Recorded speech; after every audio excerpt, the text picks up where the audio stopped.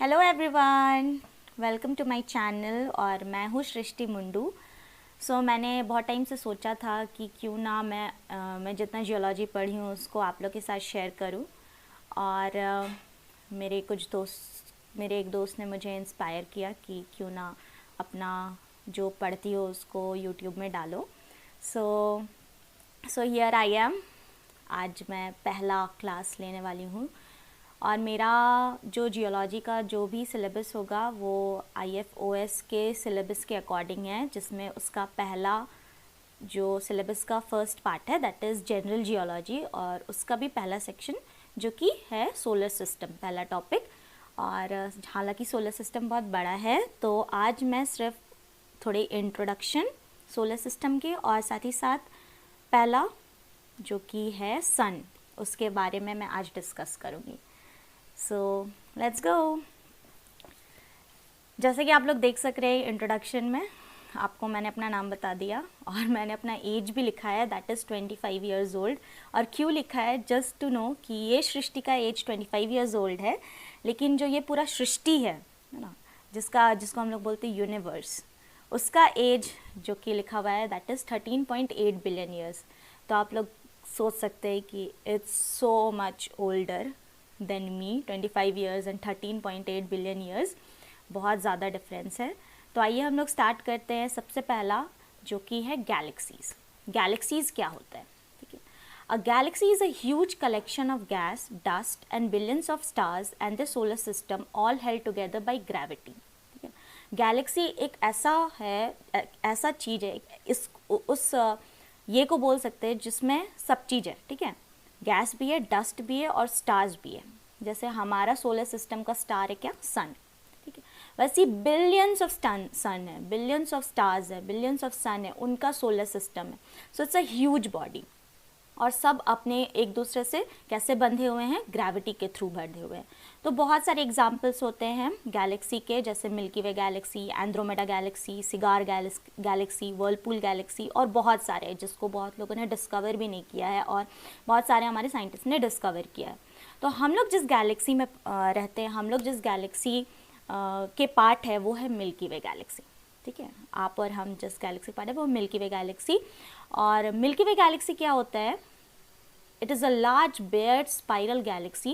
All the stars we see in the night sky are in our Milky Way galaxy.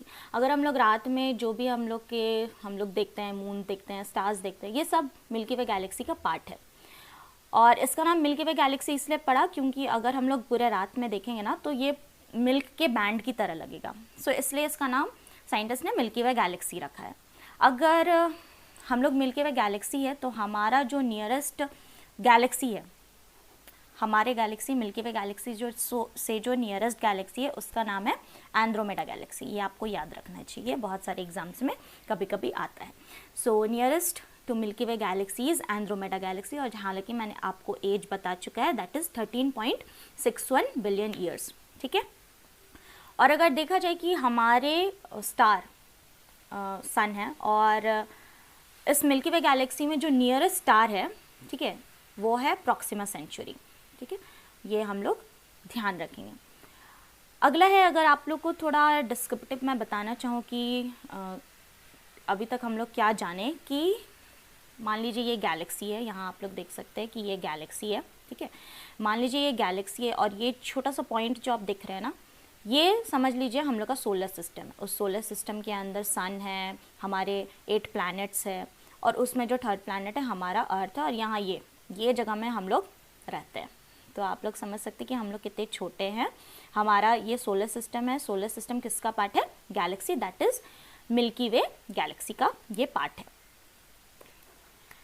तो अब आते हैं हम लोग हमारे सोलर सिस्टम में, ठीक है। हम लोग मिल्की वे गैलेक्सी के बारे जान गए, अब हम आते हैं हमारे सोलर सिस्टम में जो कि है, जो सबसे पहला इम्पॉर्टेंट मेंबर है वो है सन। सो our solar system consists of our sun, that is sun, star, that is sun, and everything bounded by gravity. The planet Mercury, Venus, Earth, Mars, Jupiter, Saturn, Uranus, Neptune, and dwarf planets like Pluto, and dozens of moons and millions of asteroids, comets and meteorites, ठीक है। तो ये सब आते हैं, 8 planets आते हैं, साथ ही साथ प्लूटो आते हैं जो कि अब नहीं रहा, पहले हमारा प्लैनेट था और उसको क्यों रिजेक्ट किया ये भी हम लोग नेक्स्ट क्लास में जानेंगे। और साथ ही साथ एस्ट्रॉइड्स, कॉमेट्स, मीटेराइट्स, इन सब क्या क्या क्या डिफरेंस है उसको भी हम लोग जानेंगे नेक्स्ट क्लास में। तो बेसिकली मोटा मोटी ये सारे चीज़ हमारे सोलर सिस्टम में आते हैं। अगर हम लोग नियरेस्ट प्लानिटरी सिस्टम, जैसे हमारा प्लानिटरी सिस्टम है ना, हमारा सन है, हमारा प्लैनेट्स, ऐसी नियरेस्ट प्लानिटरी सिस्टम कौन सा है हमारे प्लानिटरी सिस्टम से, हमारे सोलर सिस्टम से, दैट इज़ अल्फा सेंचुरी। ठीक है, ये भी आप लोग ध्यान रखेंगे। सो नेक्स्ट हम लोग बात करते हैं एज ऑफ प्लैनेट्स के। जैसे कि अगर हम लोग अर्थ का एज जानेंगे दैट इज़ 4.6 बिलियन ईयर्स। तो अगर हम लोग देखेंगे ना सोलर सिस्टम में सारे प्लैनेट्स के, मरकरी से लेकर के नेपट्यून तक, यूरेनस नेपट्यून तक, और सन को, तो सबका एज लगभग 4.6 ही है, उसी के अराउंड है। तो अगर हम लोग देखें कि ये सारे का एज 4.6 है, इससे हम लोग ये पता कर सकते हैं पहला चीज़ that all the planets are, our solar system is uniform. ठीक है, कि सब एक टाइम में एक सिंगल फॉर्मेशन में ये इवेंट हुआ है, एक सिंगल फॉर्मेशन में इसका बनने का प्रोसीडियर हुआ है। ठीक है, और फिर हम लोग तीसरा पॉइंट देखेंगे कि वो इवॉल्व किया है। ठीक है, जैसे एक पॉइंट में बन गया इसलिए इसका एज सबका लगभग 4.6 बिलियन ईयर्स है। उसके बाद ये धीरे धीरे इवॉल्व किया, जैसे एक बार में अर्थ बन गया। ठीक है, उसके बाद फिर एक बार में अर्थ बन गया, स्टार्स बन गया, सब बन गया। उसके बाद ये इवॉल्व किया, जैसे अर्थ अपना कोर, मैंटल, क्रास्ट, अपना सरफेस धीरे धीरे इवॉल्व किया। जैसे सैटर्न अपना रिंग्स जनरेट किया। तो इससे हम लोग जान पाते हैं 4 पॉइंट की solar system is dynamic in nature. ठीक है, ये जो हमारा यूनिवर्स है इट्स डायनामिक, मतलब स्थिर नहीं है, इसमें परिवर्तन होते रह रहा है। इसको हम लोग डायनामिक, जिसको हम परिवर्तित होते रह रहा है, ये कह सकते हैं। ठीक है, सो ये है जो मैंने छोटा सा डायग्राम निकाला है। This is sun, Mercury, Venus, Earth, Mars, Jupiter, Saturn, Uranus, Neptune. आप लोग को याद रहना चाहिए ये चीज़। ठीक है, आई होप सो कि आप लोग को याद होगा।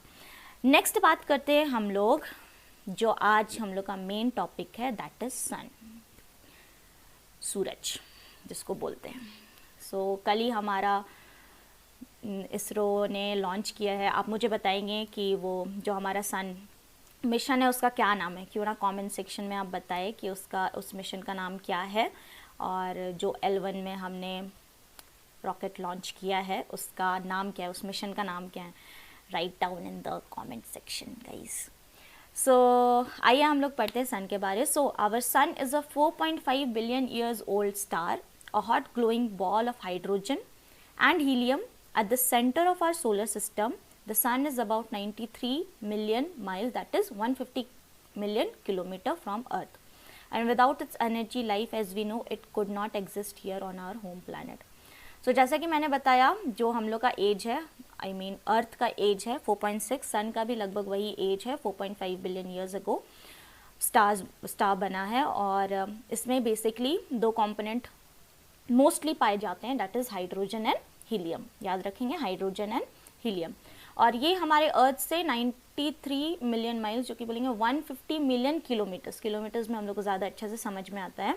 तो 1 किलोमीटर तो हम लोग जानते हैं, तो समझ लीजिए कि 150 दैट इज़ मिलियन किलोमीटर, तो इतना दूर है सन हमारे अर्थ से। और ऑब्वियसली वो एनर्जी जनरेट करता है जिसके वजह से हम लोग सर्वाइव कर पा रहे हैं।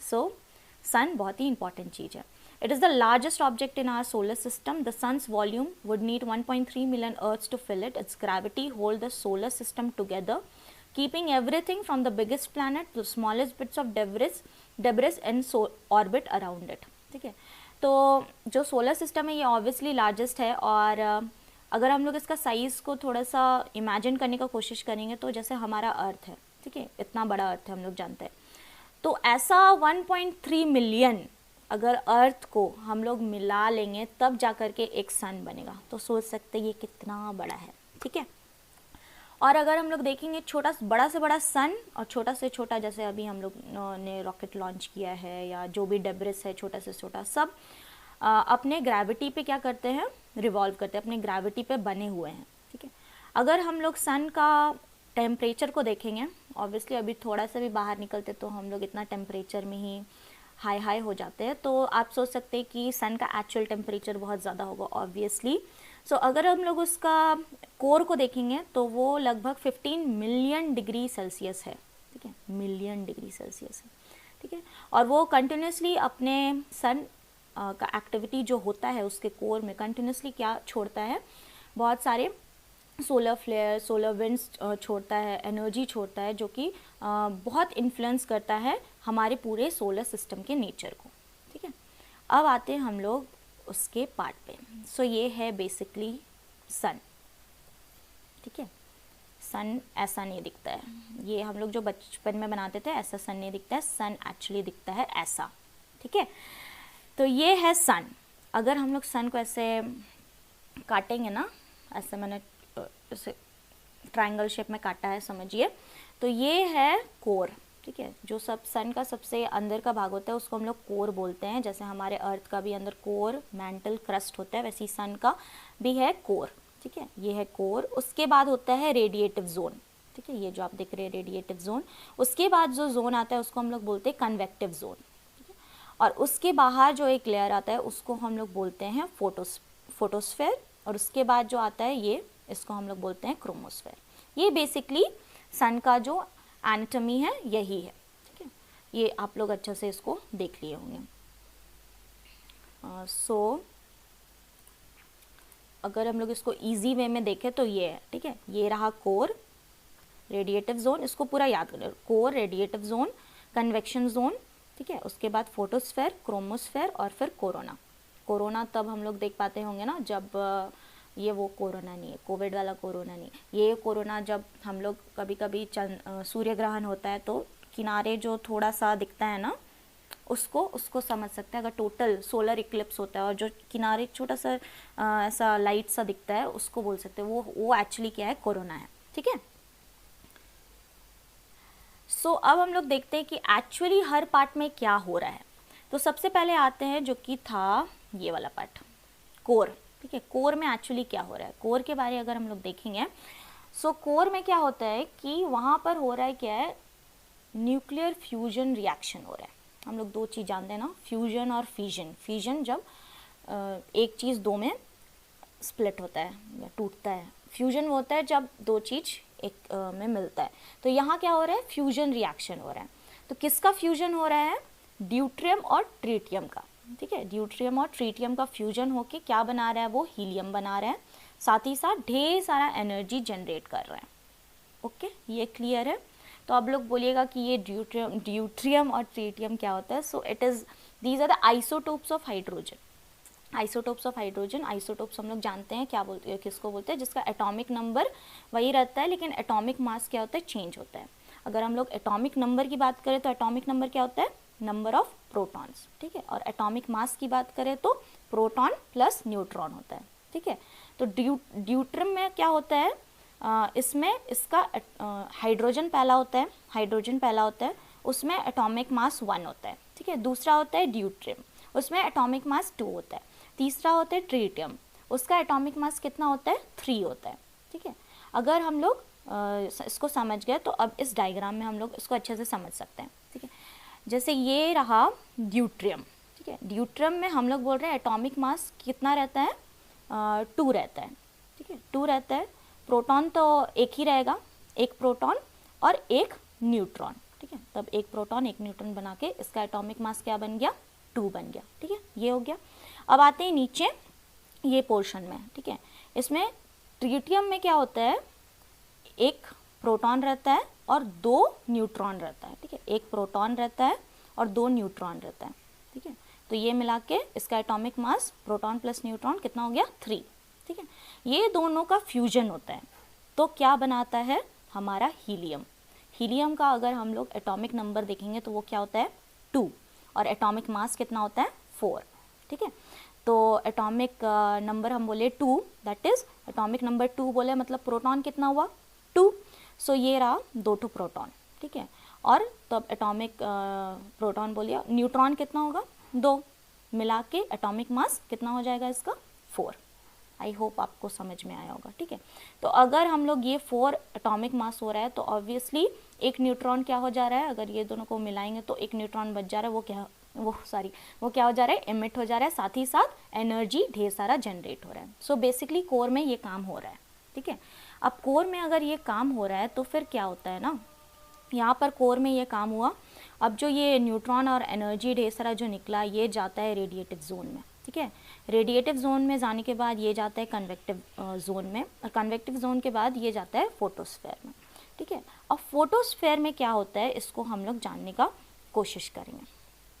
फोटोस्फेयर में होता क्या है कि जब ये न्यूट्रॉन्स और एनर्जी जब एमिट हो रहा है, तो जब ये फोटोस्फेयर में आता है तो ये एक उसका टेम्परेचर अचानक वो एक डार्क स्पॉट बनाता है और उसका टेम्परेचर एकदम लो हो जाता है, ठीक है। वो डार्क स्पॉट बनाता है और उस स्पॉट का टेम्परेचर लो रहता है और वहाँ हाई मैग्नेटिक फील्ड हो जाता है, ठीक है।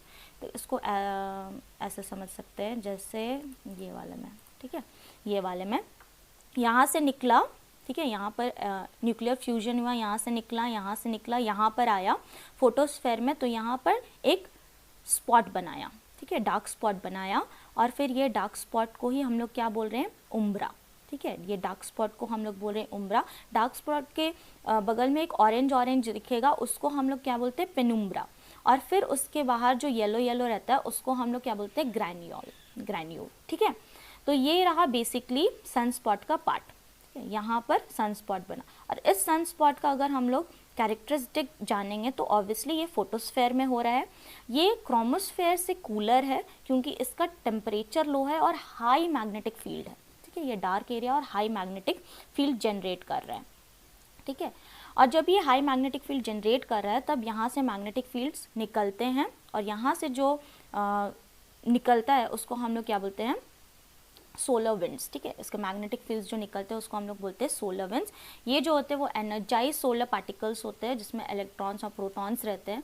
ये लगभग 900 किलोमीटर पर सेकेंड के स्पीड से सन से निकलते हैं। इनका टेम्परेचर 1 मिलियन डिग्री सेल्सियस रहता है, प्लाज्मा रहते हैं, आयोनाइज्ड एटम्स रहते हैं, और इसी के वजह से, ठीक है, ये जो हाई मैग्नेटिक फील्ड्स जो निकल रहे हैं इसी के वजह से हम लोग जो साउथ पोल और नॉर्थ पोल में ऑरोरास देखते हैं ना, बहुत नाइट स्काई में ग्रीन, वो जनरेट होता है, ठीक है। ये जो कैसे जनरेट होता है, इसका क्या प्रोसेस होता है, ये क्लाइमेटोलॉजी का पार्ट है। तो कभी मैं आपको क्लाइमेटोलॉजी पढ़ाऊंगी तो ज़रूर बताऊंगी कि जो नाइट्स नॉर्दर्न लाइट्स जिसको बोलते हैं वो कैसे जनरेट होता है, ठीक है। तो बेसिकली सोलर विंड्स ये रहा, ठीक है। तो अब हम लोग जान गए, उसके पार्ट्स को जान गए। तो अगर हम लोग रिविज़न करें, आज मैं ज़्यादा लंबा सेशन नहीं लूँगी क्योंकि मेरा पहला टाइम है। सो अब हम लोग क्या क्या जाने कि सन एक येलो ड्वार्फ स्टार है। येलो ड्वार्फ स्टार क्या होता है, इसको अगर हम लोग जानेंगे तो सन का एक साइकिल होता है, ठीक है। जैसे एक मिनट, हम भी भूल गए, सन का एक साइकिल होता है, जैसे स्टेलर नेबुला होता है, ठीक है। उसके बाद फिर मैसिव स्टार होता है। दो वेज से सन का जनरेशन होता है और उसका डेथ होता है। तो जो अभी सन का जो क्या बोलेंगे स्टेज है उसको हम लोग क्या बोलते हैं, येलो ड्वार्फ स्टार्स। इसका डायमीटर हम लोग देखिए 1.39 मिलियन किलोमीटर है। टेम्परेचर लगभग वही 15 से 16 मिलियन डिग्री सेंटीग्रेड है कोर में मतलब अंदर में कितना है, 16 मिलियन डिग्री सेंटीग्रेड। उधर 15 बोले थे ना, हाँ वही लगभग 15-16 मिलियन डिग्री सेल्सियस। अलग अलग सोर्सेज में हम अलग अलग पढ़े इसीलिए। और जो इसका सरफेस है उसका कितना है, 600 डिग्री सेल्सियस, ठीक है। कॉम्पोजिशन मैंने बताया कि मोस्टली हाइड्रोजन और हीलियम है, लेकिन 1.69% यहाँ पर आयरन और ऑक्सीजन भी मिलता है। अगर हम लोग एवरेज स्टार लाइफ देखें तो कितना है, 10 बिलियन ईयर्स, ठीक है। मतलब एक स्टार का जन्म और मृत्यु ऐसे बोल सकते हैं, तो वो कितना है, 10 बिलियन ईयर्स है, ठीक है।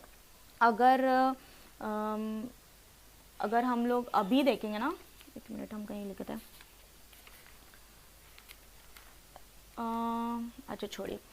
सो ठीक है, तो ये आप लोग को अच्छे से समझ में आ गया होगा कि सन का पूरा मतलब बेसिकली क्या होता है, सन उसके पार्ट्स क्या होते हैं वो समझ में आ गया होगा। तो हम लोग मेन थिंग आपको ये ध्यान रखना है कि सन क्या है, उससे क्या क्या हम लोग को फ़ायदा है और उससे क्या क्या चीज़ निकलता है, ठीक है। जो एनर्जी निकलता है कोर से में, जो एनर्जी क्रिएट हुआ वो रेडिएटिव जोन, कन्वेक्टिव जोन, उसके बाद फिर वो फोटोस्फेयर में क्या बनाया, डार्क पैच बनाया जिसको हम लोग सनस्पॉट बोलते हैं, ठीक है। फिर सनस्पॉट में वही उम्ब्रा, पेनुम्ब्रा और ग्रैन्यूल, ठीक है।